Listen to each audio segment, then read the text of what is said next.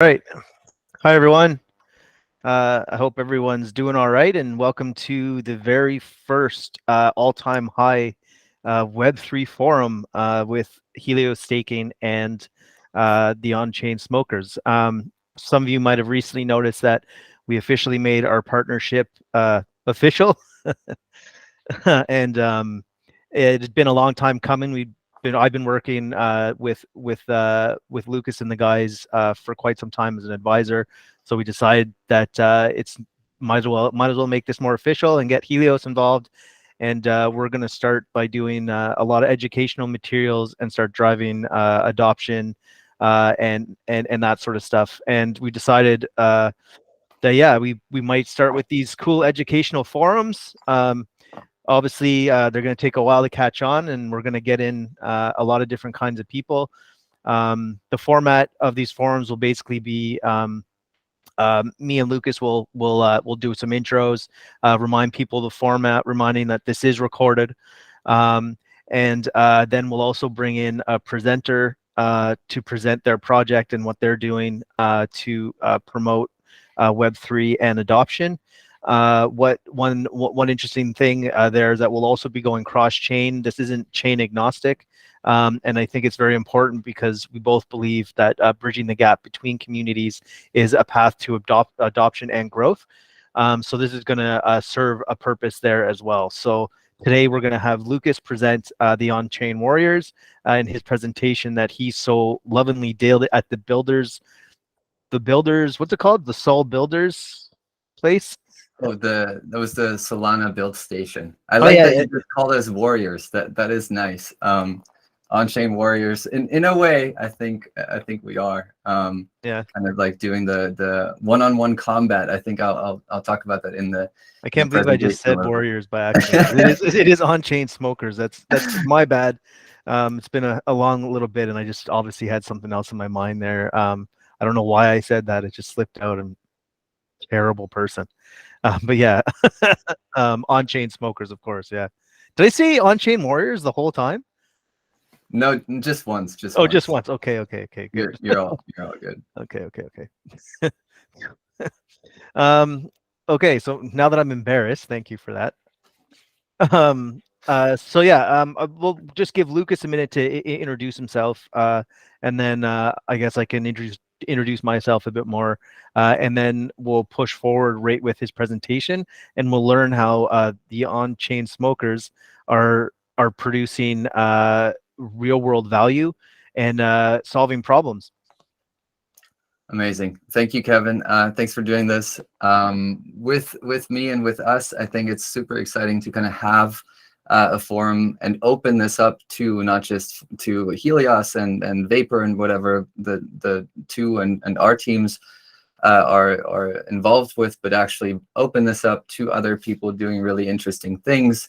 As Kevin pointed to, I think it's important to kind of keep kind of a clear focus for this, and I think one of the main things that both of us are interested in and our projects are interested in is adoption and how to bring in people to the opportunities that have been developing in this Web3 space. And so today I'll talk a little bit more about on-chain smokers. So I'll kind of forego the explanation what that actually is for the presentation part. And then, yeah, we'll open it up to a little bit of a discussion between Kevin and myself. But then also, if you guys want to ask any questions in the audience, be it written in the chat or coming up on stage and asking a question, you're always welcome to ask questions and question what we're doing and criticize or come with ideas yourself.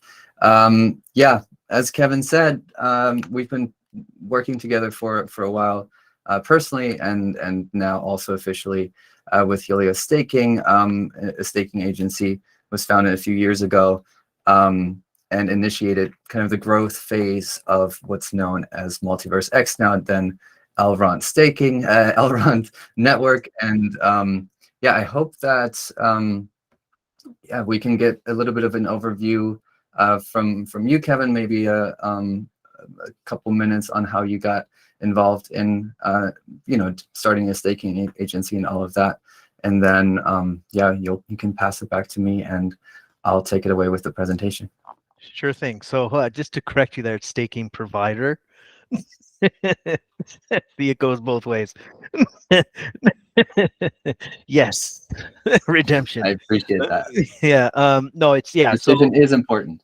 yeah, we're not an agency. We are a provider. Staking as a service provider is kind of is kind of the term that we like to call it.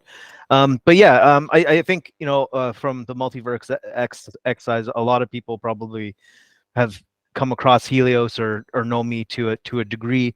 But yeah, I'm Kevin Lydon. I'm the co-founder and of Helios, along with two other guys. There's Mark and Michael. Michael is more of a back end person whose name you probably have never heard till just now, but there's the three of us involved. And we also have John McCarthy in there doing some content and helping us out with direction as well. And various other people we speak to, one being obviously Lukas, and some of the other providers.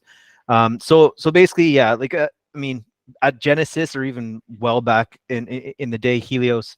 Well, personally, I went into the Battle of the Nodes and entered into that competition with the intention of just running my own nodes for my own ERD, which is now known as eGold.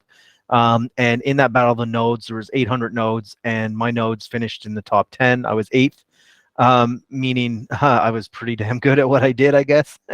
And so the team approached me and asked me if I was interested in starting a provider, and entering into an official Genesis partnership. I think we were the third or fourth, maybe even second announced. And then yeah, we were lucky enough to be part of the initial blitz, and ever since have been around doing work. We expanded into other chains, one being the Injective network, but also we and I focus on the community about giving back and financial inclusion. If anyone's listened to me talk in the past, you know that I'm very much so about financial inclusion and bringing everyone up together instead of this capitalistic Web2 leverage style stuff. I do not believe in profiteering in Web3. I've ran a Web2 company in the past, and of course, there's so many overheads and it's all profit driven. I've been in the corporate world, and it just never really sat well with me. And when this opportunity came, I jumped all over it. And now, with some of the programs we've released, kind of the Meta NFT, and most recently Vapor Republic, which is something I'm extremely proud of. I'm actually doing well, we're actually doing as a community exactly what we set out to achieve, which is financial inclusion and giving people, putting money back in people's pockets through various profit shares and truly becoming a decentralized community.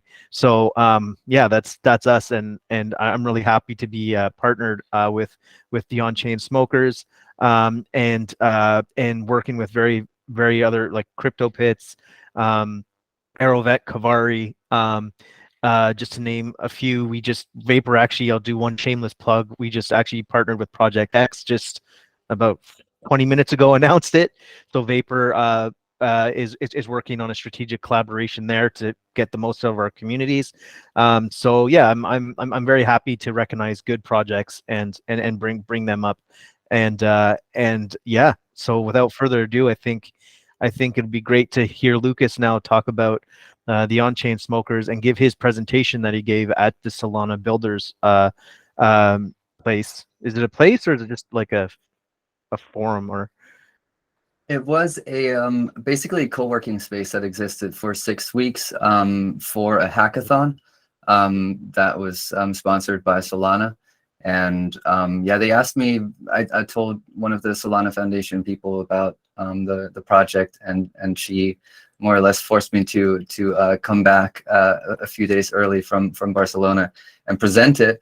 And I think that's actually some interesting background for this presentation. It's slightly amended from what it was there, but I was expecting, and I was not wrong, that all these people at hackathons, it would be very much in this echo chamber of people developing in Web3 and developing Web3 solutions for Web3 people, instead of kind of taking a broader approach and looking at what actually works in the real world. Because I think for a product to be actually successful, it's important that we go a little bit away from this kind of incrementally improving existing products in Web3 when there just aren't enough users for that. I think it's much more interesting to bring new people into Web3, to then have people who can use improved tools. So the focus, I think, for a lot of projects is more interesting, looking at where is an actual audience, what actual real world problem am I solving, just like you would have to when you're starting a business. And this is kind of what the presentation was about. And I'll try to bring up the presentation if I can find the right window to present. Yes, I think so. Kevin, can you let me know if you can see what I'm presenting? Yeah, you are presenting. Amazing. And All you're right. good to go. Yeah, and the sound is also on for any video that may or may not arrive. Amazing. So I'll give a brief intro. So my name is Lukas. I'm the co-founder of On-Chain Smokers, and On-Chain Smokers is a membership program, a global membership program for the cannabis community. I'll talk a little bit about the general thought of this presentation, which is adoption into Web3. And then I'll go back into explaining what we actually do, what the thought was behind it, how we started executing on it, how it actually looks at our partner locations that are part of the membership program. And then I'll talk a bit about why we chose to build in Web3, and then go back with some closing thoughts on adoption and all of that jazz.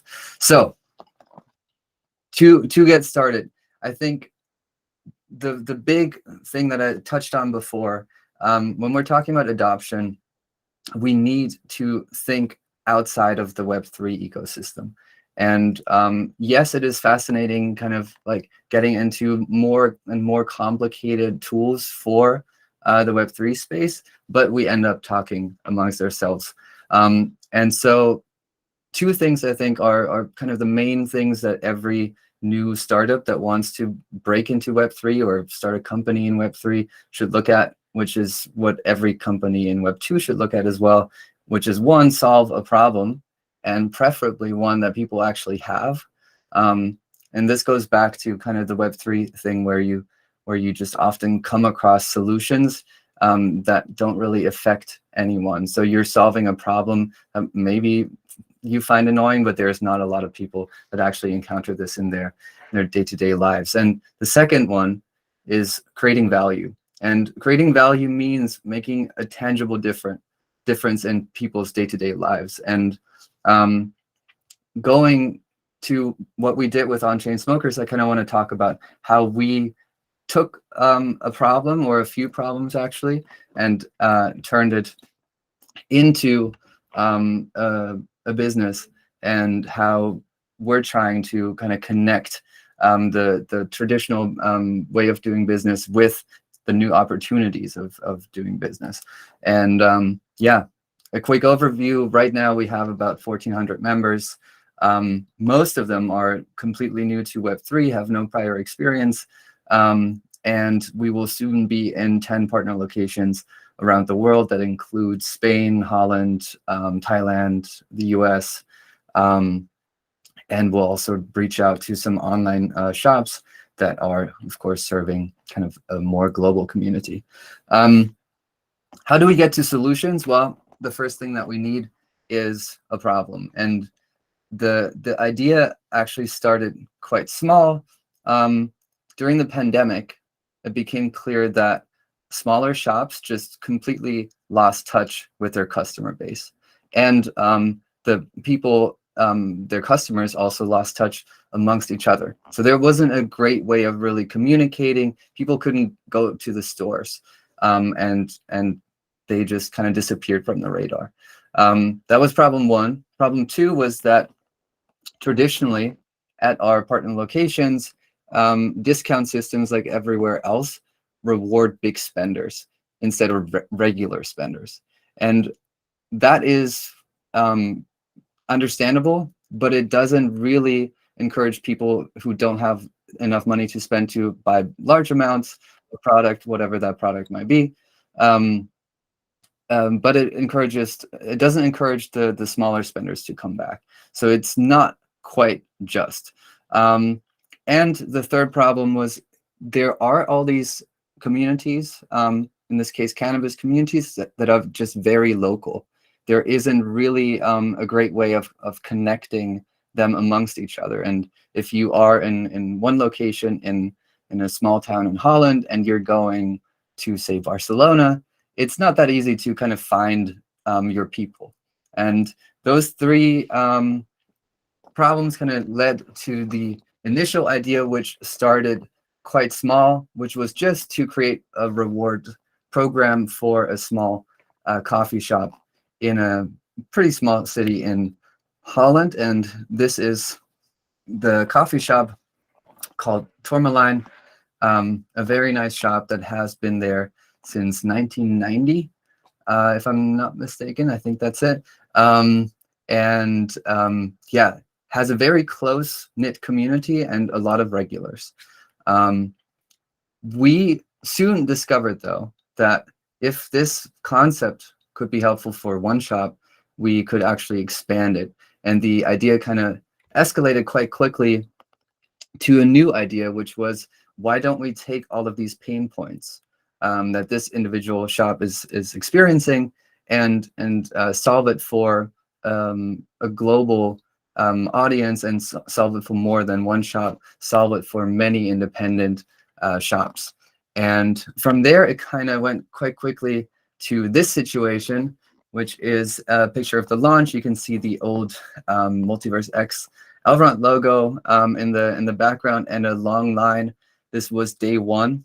In a few days, we onboarded about 1,000 members at that shop alone. Yeah, that was a great success. And I'll talk a little bit more now about what kind of motivates us and what we want to do with this membership program, which is now not just for Tourmaline, but a broader kind of vision. And one of the things that we always use is that we're a membership program designed to bring the global cannabis community closer together. But we also want to fundamentally kind of change the way that companies interact with clients, because traditionally they're seen as consumers, but thanks to Web3 and the new way of doing business, they can actually become partners, which leads to three main goals: bringing together the cannabis community, and that we do through a variety of educational programs, events, and by connecting like-minded people. We also want to connect businesses and communities, and we do that with the help of the Web3 technology. And of course, and this is something that we kind of decided on because we came, or some of us came from the Web3 space and saw all of the opportunities that were there. The problem is that a lot of people just don't know about them. And while that sounds nice in theory, it's not quite as easy as I made it sound. So I want to talk about how we do that in practice. And the execution idea was really, how do we take a traditional model, which is the membership program? I'm sure like everybody in the audience here is in some kind of membership program or rewards program, and leverage this new technology and the opportunities that come with it to really enhance it and enrich it in a new way. And this is what we came up with. It's an NFT gated membership program. This is quite an intuitive use case that is very underused at the moment for NFTs, which is just that an NFT is a unique token that provides an easily identifiable and tamper-proof way of proving ownership over something. And this is what we used to provide these benefits from in-store to online to access to educational content like this, interviews and AMAs like these, but also real-life events, tours. We have a few metaverse locations. Maybe I'll touch on that later.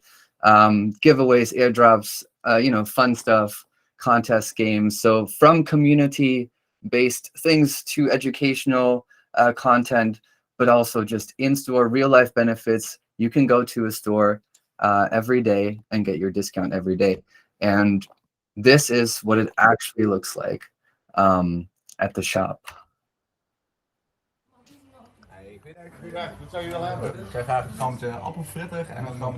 This is at Tourmaline. Yes. Very easy. Select the product. This is the product. This is the old wallet. We have upgraded the systems, of course. You simply check in with the app.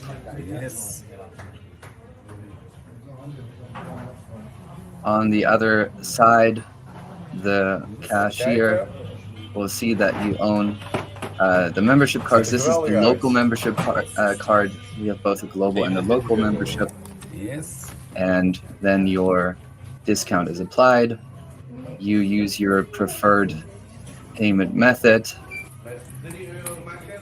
And you repeat that as many times as you would like, responsibly, of course. So that all looks pretty easy. It's not so easy to actually convince people to start using this. And there is, of course, a lot of hesitation, a lot of confusion about like what blockchain is, what crypto is, a lot of fear surrounding that. And so what we found is 4 things are really required to get people to use these technologies. And the first and kind of the most important one is providing easy to understand use cases that actually, invite people in. Then you need to understand what these concerns are that people might have and why they might have them, and be able to address them. That takes time and patience and a well-prepared team. So what we did there was really spend a lot of time educating people ahead of time what was going to happen, then train the staff over a few days in different workshops, and finally ended up being able to get to that picture that you just saw. Lastly, I want to talk about why we did that in Web3, because yes, we could have just started a Web2 company. This membership program would work quite well and would in many ways be easier to implement just using traditional Web2 technology. But on the other hand, we could never really do everything that we are able to do now. And this is quite a long list. I did leave one of the points up there for the other presentation, but here are just a few things to touch on that Web3 is really enabling us to do. And the first one is, I mentioned this, we can verify memberships quite easily is one thing, but we don't need to collect personal information. So if you're used to any other membership program, they have your address, they have your credit card information oftentimes, they have so much on you. And here we have quite an easy way of proving ownership without having to give up so much in exchange. Another thing that you often give up in membership programs and all the time when you're using services like this, shout out to Google, is you don't actually own what you're using. And in this case, we, through the technology, are able to give full ownership of the assets to the holders. Another kind of the community aspect that I like talking about is that through this ownership, people are in a different position than in the regular membership program. So we can actually develop new products quite closely with the community through direct communications, and just, you know, invite people to co-contribute to what we're doing. Down the line, we have some initiatives and some integrations already, but of course, blockchain does enable the transfer of value, so it will also enable our partners to not depend on banks so much, and find new ways of accepting and storing payments. Another aspect, going back to the community aspect here, is that governance models and new partnership models are something that we're very much looking at and working on in order to empower our members and collaborators. The connecting different communities is a huge aspect of this. They all can have their own kind of local passes, but they can also use this global membership that we offer to go to any other shop, basically have a very similar experience, and get to meet new members. Lastly, delivering perks directly to holders' wallets is something that we could just never do without huge complications in the Web2 world, and it's very easy for us to do in this Web3 space. We've already done a bunch of airdrops for Christmas, for other events, where people had to do literally nothing and they just received small gifts. We can do art drops for local communities. A local artist paints something and then sends it to holders. These kind of initiatives are just impossible in Web2 and very possible in Web3. On the last point, there is actually a bunch of like techie stuff that we're working on and that we're actively developing, from POS integrations to some kind of more complicated token structures and all of this. But that is kind of all of it. In closing, what we're trying to do with OCS is really to show a new use case of a technology that is misunderstood often, or that is not really fully explored to its full potential. In our case, that does mean dabs over dApps, because talking about Web3 is fascinating, but often it's only fascinating for the people who are already in it. And what we've really found is that people are ready to use this technology, just like they would use any other technology that makes their life better. But we need to help them understand that by creating compelling real use cases. So going back to adoption, how do we get to adoption? Keep in mind that if we want people to come to the space, we need to do two things. We need to solve a problem, and we need to create value. And that is it. Amazing. That was really good. And for those of you who are just joining, that was Lukas Seel doing a presentation on the on-chain smokers that he recently did at the Solana build station in Berlin. And just so you're aware, this is being recorded, and welcome to everyone who joined. So you will be able to go back and watch the rest of it. So thanks Lukas for that. That was incredible. And before I get into any questions or anything, I just want to say congratulations on everything you're doing. And I think what you're doing is absolutely necessary, and you should be really proud of yourself to be where you're at now. So way to go. I appreciate that. I could have turned the mic on for a minute to get a slow applause, but hey. But anyways, yeah. So there's so much there to talk about, and I think it's absolutely incredible that you were able to sit back and see that there was a problem and ways to create value through Web3. Yeah, could have you done it Web 2? I like how you kind of point out no, so it's kind of like that whole thing. And I think one of the most important things that really rang true to me in that presentation is the personal data thing, and especially over here in Europe, and I know in the US there's some of this too. In Canada, there's privacy data laws, especially over here in Europe. It's very, very strict. It's called the GDPR. And you can get fined quite a bit if you get nailed taking information illegally without asking, sending information to people without asking. So having this able to go right to somebody's wallet without any personal information is huge. And I think that alone is going to give a serious edge to this product, and not even in just in the cannabis industry.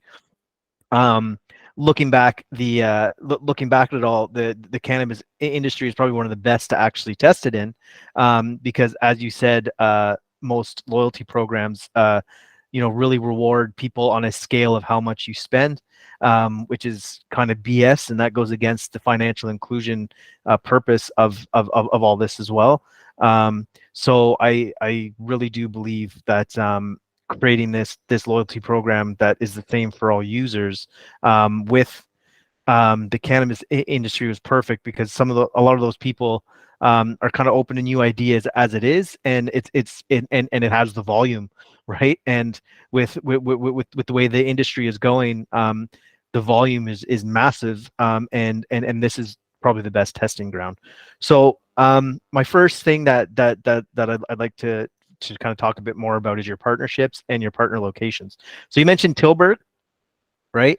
And that's the very first very first place. Then you moved to Barcelona, was your next announcement, and now there's some future ones coming. And so can we get a bit of alpha there without giving away too much? Yes, I can say that the next partner, and this is something actually that I wanted to touch on in response to what you were saying. There is quite a bit more to this than cannabis, right? Like, and I was saying, like, the vision of the project is not so much just like being a membership for the cannabis industry. The vision, really, the overarching vision, is to change like the traditional dynamics in business, and to really create a new way of working together when it comes to businesses, and that includes crucially financial inclusion. And so the cannabis business, like, I'll come to your question, I'm sorry, but No, it's just like a point that I wanted to make there. The cannabis business is quite perfect, because as you said, there is kind of an outsider's perspective, and it's similar to, there's quite an overlap between the crypto community and the cannabis community already, but it's also just a very close-knit community that you can try things out with. And if you get them on board, you can really prove that this is something that you can spread to other industries. And this brings me to answering your question, because our next partner that will announce, or that will actually onboard, will be in New York City, and it will not be a cannabis shop. The next partner will be a restaurant, and that kind of thing it's a secondary benefit of this membership, but it's a very necessary and very logical one, we feel, where it's like, of course you have to eat, and you want to eat in a great place, and like meet new people and hang out there, and it doesn't even have to be just like smoker friendly places. It's just places that you would visit anyway. Like in Amsterdam, we'll probably have a partnership with a boat rental place that we're in conversations with. Like, there's so many businesses that could just kind of what is it called, latch on to this membership, and really get access to a strong community, and that makes a lot of sense, driving business to different shops that we know are good, that we know provide a great experience for our members. So yes, the next partner will be in New York City. The next huge partner that we just agreed finally, after a few months of wrangling on a partnership with, is going to be in Amsterdam. and then you already know about a few others, and we're in conversations with not just restaurants in the United States, but also dispensaries and other cannabis shops. And the same goes for a few other countries, including Thailand, including Canada, wherever THC is legal. But then we're also in conversations, for example, with a Polish CBD wholesaler, and there's a lot of different businesses that are just in the hemp cannabis industry, and CBD tends to be legal basically everywhere. And that, of course, is also something where it's more kind of emphasizing health benefits and other things that just come from the plant, including just also hemp products, be it clothing or something. It's a huge field, and yeah, we're excited to partner with all kinds of businesses. And yeah, so I'm glad you answered in the way you did, because I think it's very important to understand the product and actually the model itself, right? And so OCS is incredible. It's amazing to hear about a New York restaurant where potentially I can go and use my membership for a discount or some kind of bonus. I rent boats in Amsterdam. So there's tons of things there, but then on the other side of things, and this is what drew me in initially, was the actual model and building out this model. And once it's built out and working, then there's the ability to start white labeling this into other industries, right? So there's gyms, there's stores, there's actual coffee shops that like that sort of stuff. Then and there's all these loyalty programs. I mean, the loyalty program business is $1 billion industry. It's massive. And it comes with so many hurdles and so many issues, all the privacy issues that you talked about and all that sort of stuff. So showing this model, and even just in the way that you're doing it, like I'm very much so very positive towards that this is going to blow up even more. I mean, it hasn't even been a year yet. It's coming up on a year soon, I believe. But it hasn't. It's like you're still in your infancy, and you already have 10 partner locations, 1,400 people, and I mean, this specific Amsterdam one is going to probably maybe explode that membership. And so there's so many things happening, but people are going to start to take notice, and at that point, this white labeling service then becomes an option, and that's where these educational forums and things like what me and Helios and myself and Lukas are trying to do is, today we talked about OCS, but next week we are next week, or the next time we do one, we're thinking maybe bi-weekly, we might just we'll look under the hood of what a validator does and how that drives adoption, and maybe show people exactly what that is, and just that little bit of education is going to help. I think there's another one out there that you mentioned called Payleaf that we might look at getting on. I'd probably like to see Project X, Vapor, and then there's maybe even just brick and mortars who aren't quite using crypto yet, but might want to come and present on how they think they can. So there's all these options out there to us, and of course, as we said, we'll be going cross chain and bridging communities. So this alone is creating value towards these membership programs, and eventually. Sorry, I can't really focus with this, but hello, I like that you're dancing. It's great. I'd love to know what you're dancing to. I think that's what happens when you post links on the internet, like publicly. Yeah. Well, I don't know how to turn off the video, but yeah, I don't either. I think it's possible. I think I can just shut everyone's video off, but yeah, I don't know how to shut his video, or maybe I do. I got him out of here. Okay. Well, either way, that was fun. And I think I might just shut off video controls for a minute in case he comes back. But yeah, so anyways, you know what though, actually, just before before we move on, I think we should actually hire someone to come in midway to do something like that every time. There's definitely some kinks to be worked out. Bear with us, as this is the first time we're doing it. We'll probably choose a different service at some point too that kind of enables a more interactive experience. I'm also super open to, for example, doing this in the metaverse. And this is something that I didn't speak about in there. And this is another kind of like Web3-ish aspect, like technological advance, like bringing together different communities in a virtual space. Like we've created, one is open. We have our own coffee shop. We're partnered with like a virtual Amsterdam, but we're going to open a museum exhibiting digital art.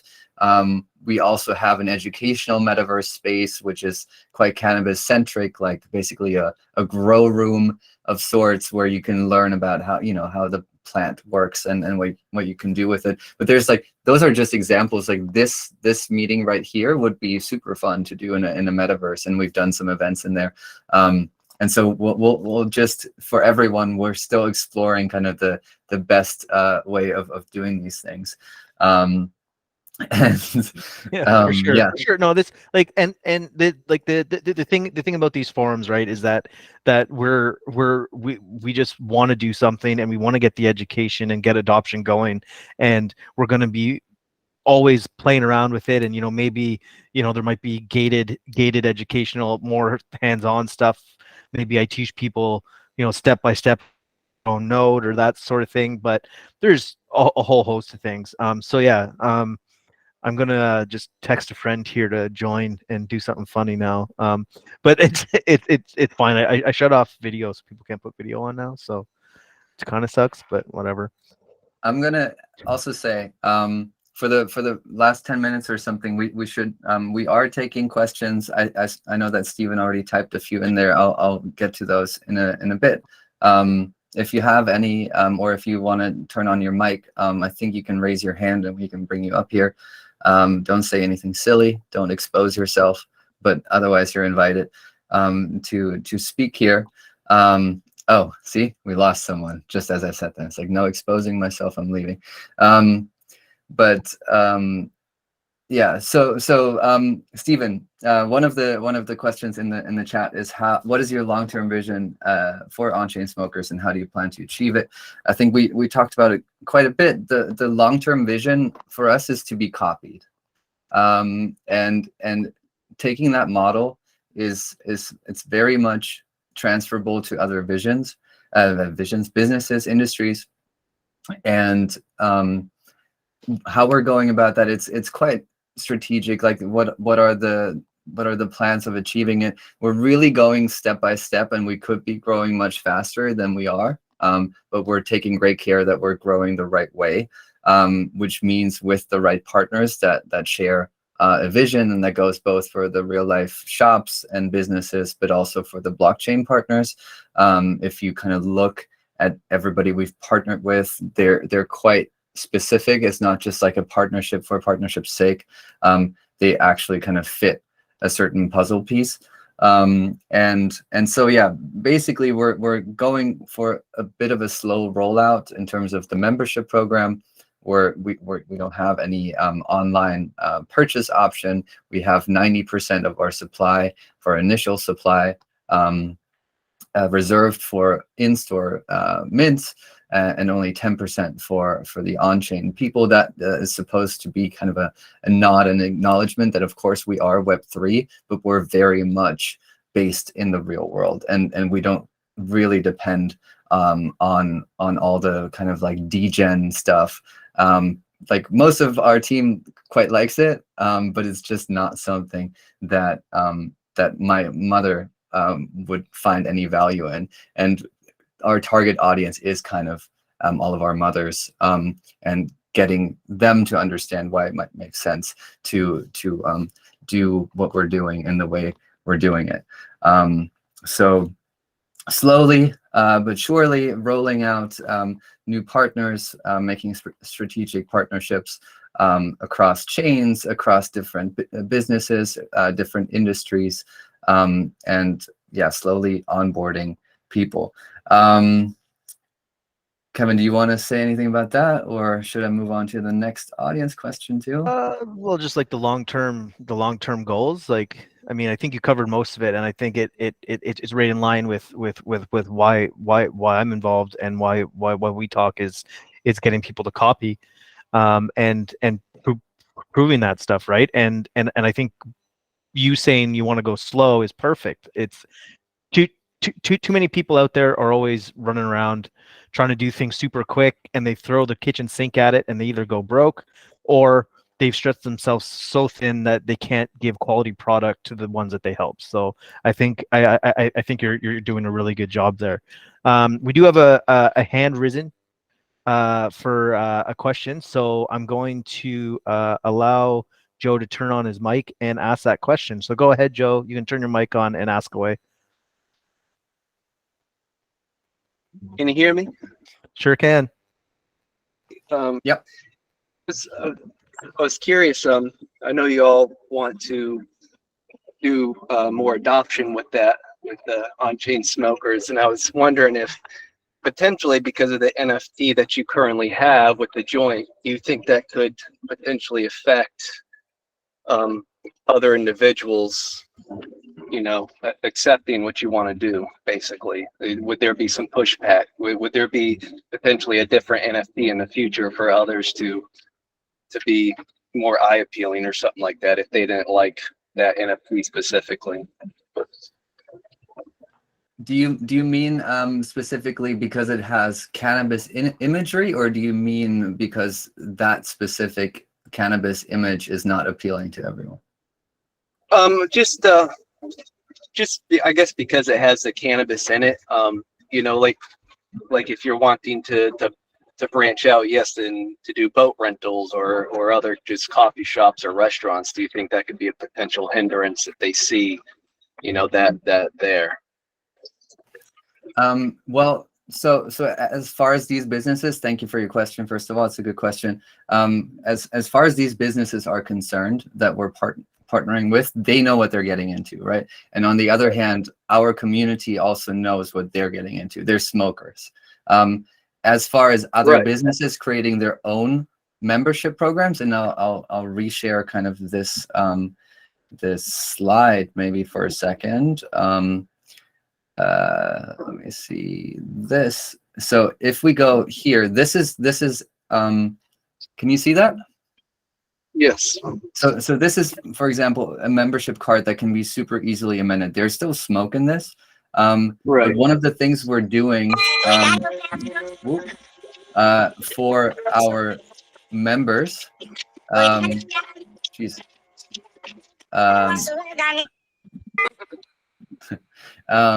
is to create, they can choose to create their own membership passes. So for example, the restaurant in New York, if they wanted to create a membership pass that is the shape of a pasta pot or a pizza or whatever, right? They could, and then they could use that locally for their community.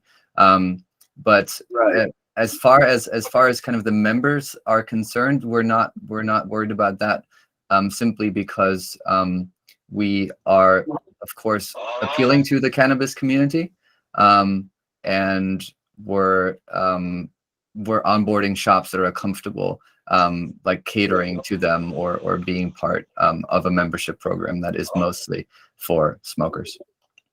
Right. Okay. I just wanted to bring that up. That's all. I appreciate it. Thank you very much. Thanks for the question.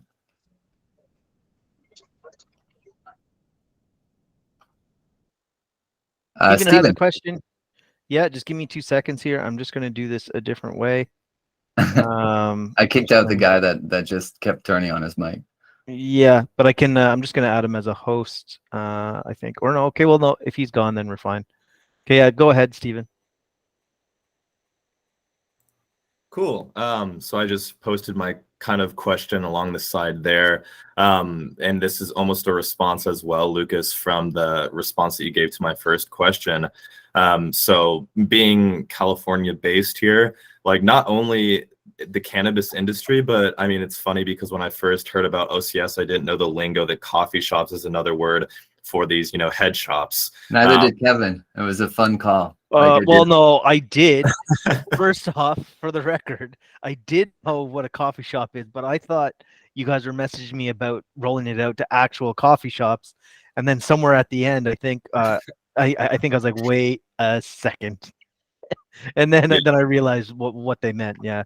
But yeah, it's a term here in the Netherlands, I think, almost strictly, because you can go to a cafe or you can go to a coffee shop, buy your weed there, get a drink and smoke inside. You can't smoke outside except for in the red light district, and I think they're actually planning to even stop that. So it's kind of a place where you can go because it's not legal here; it's only decriminalized. So just that's why it's called a coffee shop, I believe. Yeah, cool.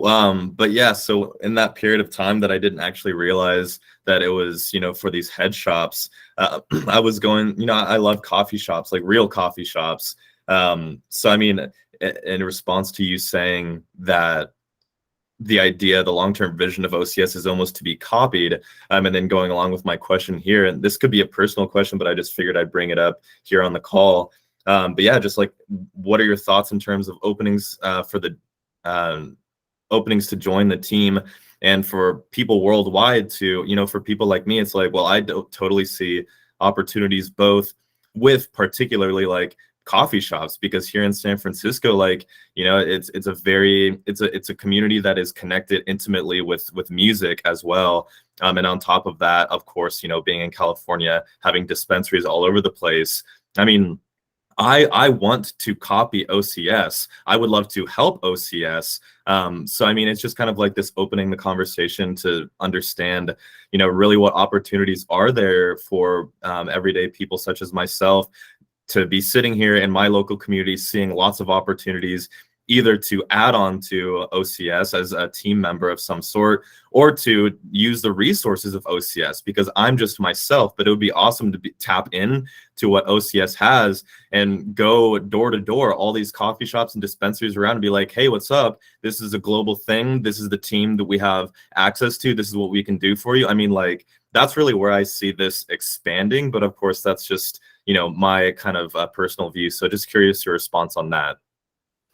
So, first of all, that's super exciting. And I think there's a lot of people that have looked at it and it's like, hey, it's like, how can I kind of like talk to my own dispensary in the neighborhood? How can I onboard them? How can I onboard, you know, maybe some other businesses?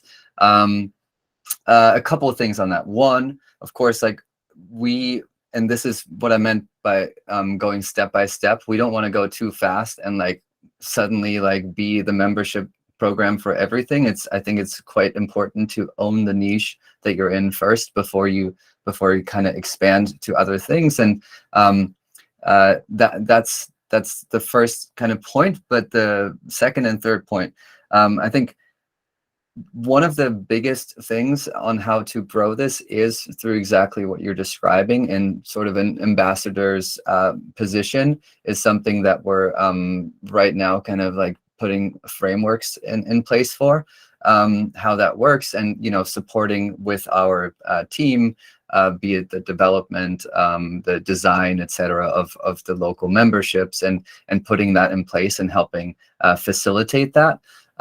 Is super important, but mostly still for kind of the cannabis industry, but we're super open to talking to businesses that are aligned with what we want to do and open to what we're doing.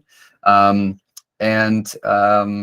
the third kind of step is opening the next phase of what we're doing. We're still, and I think you pointed that out. My first tweet about this was 240 days ago. I don't know when exactly we launched at Tourmaline. I mean, I know it was August 25th. I don't know how many days that is. I think it's about 8 months or something at this point.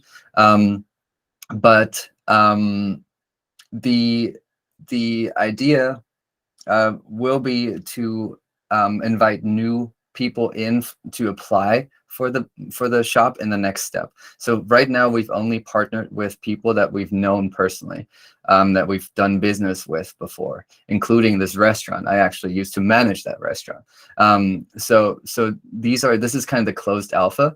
And once we release our new website, which is hopefully in a few days or next week.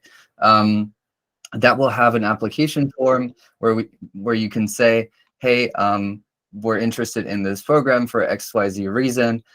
We're this kind of business. We've been in business for this long.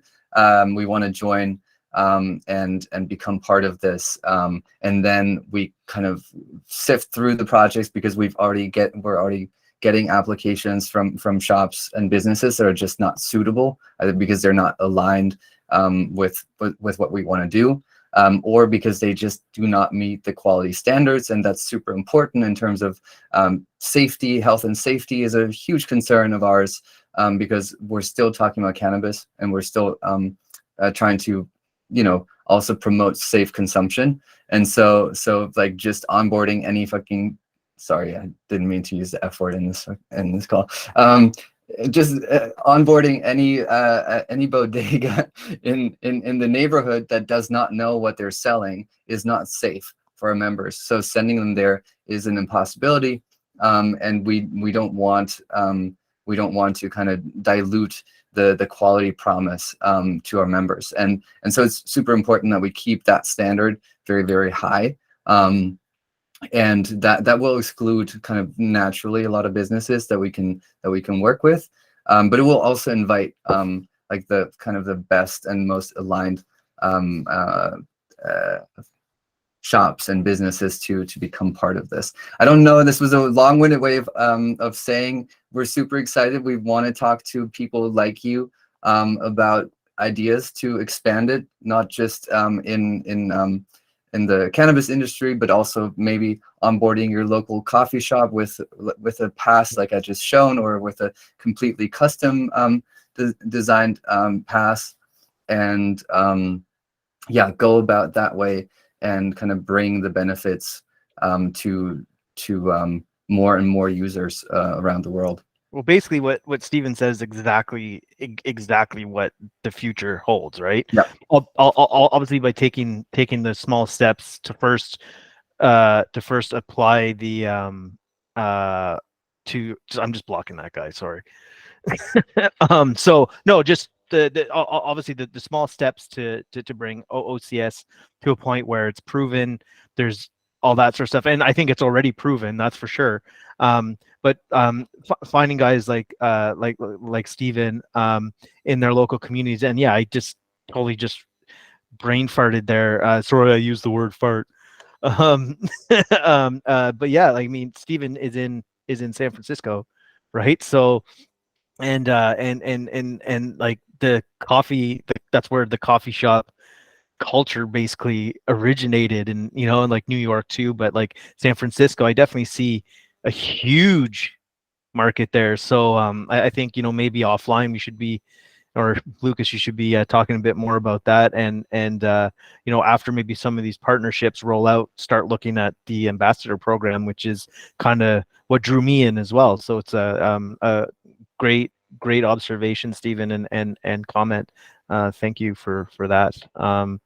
I'll add to that we're also already in some conversations with partners in California, not in San Francisco though. So if you have, and this is something, it's like we're so grateful at the moment, and we're looking for ways to encourage that and reward that, onboarding new shops and businesses. So yeah, any suggestions, like, always come to us, and we'll talk about kind of how to go about it. Again, we're putting into place a kind of ambassador framework right now, and that will actually not just be, hey, I want to onboard shops, but we also want to empower people to do other cool stuff with the brand. So if you're like an artist and you want to create a super cool collection, as long as we work together collaboratively, this is always something that we invite. We've released a song already, right? We've done this kind of stuff, and we want to do more of that, and we want to really have this project be something that everybody involved in it owns, and where everybody can find their place and use their talents and contribute, and then of course also get compensated for that. And so that goes like beyond just the like ambassador onboarding new shops, but it also goes, you know, into whatever your area of expertise may be. Again, there we will not and cannot take everyone, and we are of course like bringing in our own taste and kind of steering it in a way, and developing stuff side by side. But it's just an opportunity, another opportunity to kind of contribute actively to what we're doing. Yeah, awesome. Does anyone else out there have any questions or comments? You're free to talk away if you'd like. Yeah, cool. Let me just let you turn your mic on, Cornish. Go ahead. You can, yeah. Hello there. Hey, You hear Matt. me all right? Yeah, thumbs up. Good, good. Yeah. You've done your fair share of store openings now, and you mentioned there was some hesitation from customers, and I'm assuming you've spoken with a wide age range of customers. So what were some of their main sort of questions, queries, concerns that they had? Did that differ from country to country that you've spoken with so far? And how did you overcome it? And was there any sort of real difficult customers that you sort of did overcome in the end as well?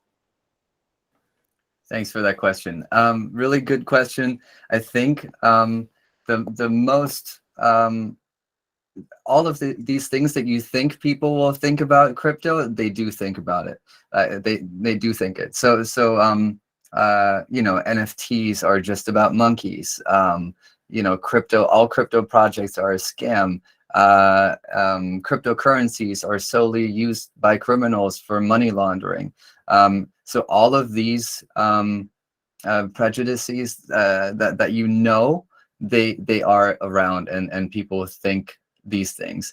I think the biggest kind of block between people using the technology and in their day-to-day lives is that they're afraid to lose their money, and justifiably so, because you know, I don't know the background of everyone in here, but I see a bunch of people that I know have lost money in crypto pump and dumps, or NFT projects, or all sorts of things. And I think that's the main thing, because people don't mind using new technology. They are just scared of losing their money for no reason. And this is, again, like one of the reasons of course we're looking at some kind of loyalty token, right? But we don't want anything that can be manipulated by a bunch of degens to kind of dump on the noobs.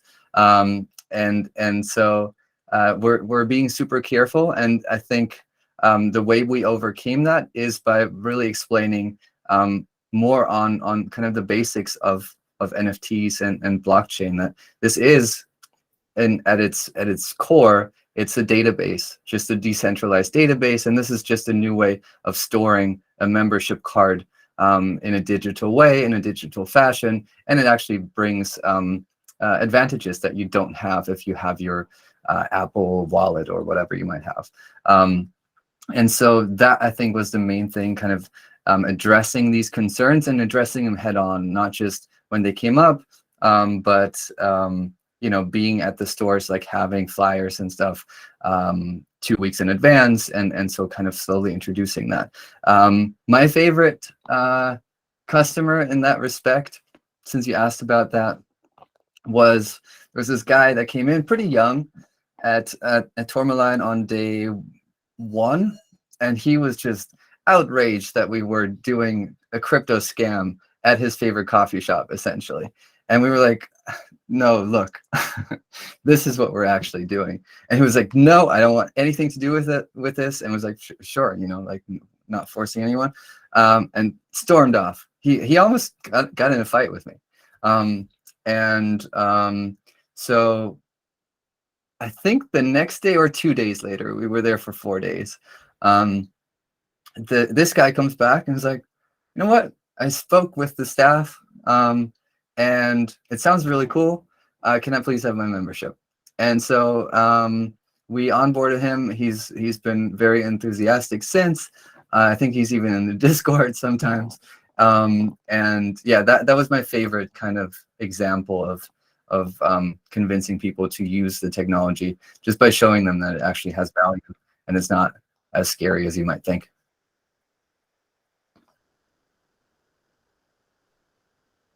Good stuff. That's a great question, and I think it's super important to address. Right. That's the problem, right? Is getting people on board, and losing money is never fun. In fact, this specific product has nothing to really do about losing. All it has to do about saving money, and I think flipping the script on people saying, yeah, unfortunately, the trading aspect of crypto and the volatility has got people very scared. But what they don't realize is that crypto can actually have you save money, and can actually be used in ways that can benefit you in terms of transaction costs, etc. Right? So flipping that script on people and not just listening to what they see on the news is key. So yeah, that's a really good question, Cornish. Cornish passed Maybe me. also a good question to end on. I don't know if you. Cornish has Yeah. another one. Yeah. Maybe Go allow ahead. that one, and then some closing remarks, so we keep this to about an hour and digestible for anybody who wants to watch it afterwards. Matt, Yeah. go ahead. Go ahead, Cornish. You can. Yeah, sorry about that. Yeah, it's a bit of a carry on from the other question, really. It was more, obviously, there's that initial hype when you're at these store openings and you're getting all the sign-ups. I'm guessing similar to like an NFT project, there's all that hype at the mint. And then it's about the grind after to keep it going. So have all the stores been, they continued with it and they've still been onboarding people after that initial store opening? Yeah, it is as you say, it's much slower after the initial hype. I think Tourmaline were onboarding like 2 or 3 per day still. You also have to see that most of the shops don't do nearly as much volume at the moment, like very different circumstances. Barcelona, for example, is closed private clubs as opposed to a coffee shop that anybody with an ID can walk into. Again, that will change. Like we expect that the kind of ongoing onboarding will increase by quite a bit. Of course, like once we have an Amsterdam location, once we have a New York City location, once we have an LA, San Francisco, just locations where there's much more foot traffic. And then you have to take into considerations that this is really a reward program for regulars, and it might not be for everyone, be it because they're still scared of the technology or because they don't go wheat shopping that often, and so those keeping those aspects in mind. Yes, we have been doing continuous onboarding, except when Multiverse X shut down the wallet. But ever since and before, we're doing a few per day at our locations. Yeah. Awesome. All right. So yeah, I guess we can kind of end there. And thank everyone for coming.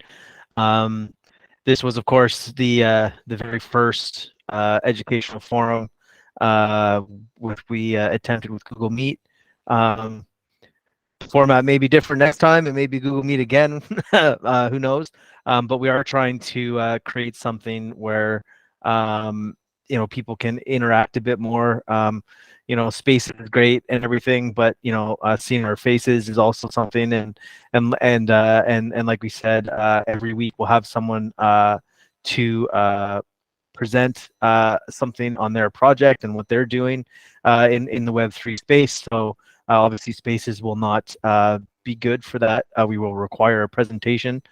So some people are gonna have to work at that. But yeah, thanks for everyone for coming. And again, this was recorded. So if you came in early, came in late, or you left and you're not here now, then you can watch the recording later. I'm talking to everyone who is not here, of course, right now. Hopefully I'm just telepathic into their minds. Amazing. Yeah, Yeah. I think a really fun start to it. I liked the chaos. I liked the mishaps. I think it was still quite fun. Had fun answering some questions, and I'm really looking forward to actually bringing up some other projects and amplifying the good work that others are doing in that respect. And thank you so much for doing this with us, Kevin. It's really yeah, a special kind of collaboration where you can yeah, share these thoughts and just provide a forum for people to share thoughts, ask questions, and yeah, just thank you for what you do. Yeah, well, in fairness, it's you know, both of us, right? So we're in this together, and we're doing actions speak louder than words, as they say, right? And so I think when our partnership actually took place, we said, well, we actually have to do stuff and not just say we're doing stuff. So it's good to see this in action. And again, thanks for everybody. Sorry we don't have time for any more questions. It seems like one or two of those questions might be about your eyes, Lukas. So, but we'll have to just wait till next time, I think, guys. So, yeah. Okay. So I think that's it. In 2 weeks' time, hopefully we'll have another one set up. The topic could be potentially me just walking through what it means to be a validator. I can kind of show the Vapor Republic and Helios kind of stuff without giving away anything, encryptions or anything, of course, or potentially, you know, something else. But that definitely is coming in the future. So yeah. And if you have any suggestions, we're super open. Topics, projects, etc., that you want to see. We'd love to hear from you, and we don't just say that, we actually mean it. Yeah. So thank you all for being here. Thanks for hosting this, Kevin, and thanks everyone for tuning in. Have a great rest of the day or evening. Yep. Bye bye, everybody. Thank you.